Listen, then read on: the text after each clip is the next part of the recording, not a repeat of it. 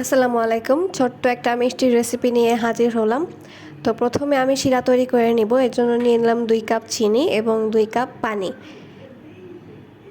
এবং এতে দিয়ে দিব 4-5টা জাফরান এবং এটা রেখে দিব।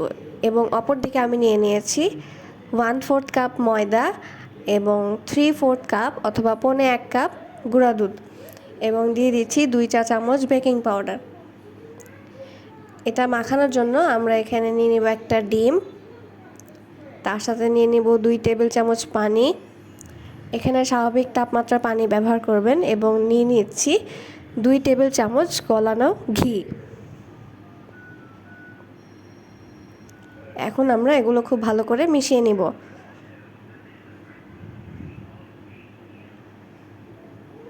ডিমের সাথে পানিটা খুব ভালো মতো মেশানো হয়ে গিয়েছে। এখন আমরা শুকনো উপকরণের সাথে পুরোটা দিয়ে অল্প অল্প করে মেখে নিব। এখানে খুব বেশি মথে নেওয়া যাবে না, খুব বেশি মথে নিলে গুঁড়া দুধের থেকে তেল ছেড়ে দিতে পারে।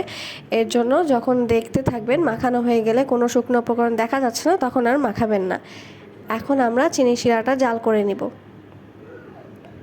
চিনি শিরাটাতে যখন একটা বলক চলে আসবে তখনই আমরা এটা বন্ধ করে দিব।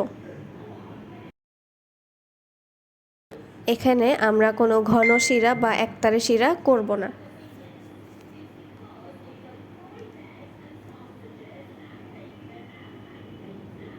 আমার চিনি শিরাটা তৈরি হয়ে গেছে, এখন আমি এটা সরিয়ে রাখবো।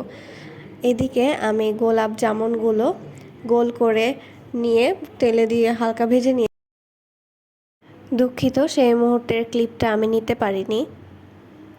তো গোলাপ জামুনগুলো আমি হালকা বাদামি করে ভেজে নিলাম। এ পর্যায়ে আমরা এটা তুলে নিব। তুলে নিয়ে সাথে সাথে আমরা চুলায় শিরা যে বানিয়ে রেখেছিলাম সেই শিরাতে দিয়ে দিব, এবং শিরাতে দিয়ে এটা আমরা 2 থেকে 3 মিনিটের জন্য খুবই মিডিয়াম আঁচে এটা জাল করে নিব। তৈরি হয়ে গেল আমাদের ইনস্ট্যান্ট গোলাপ জামুন।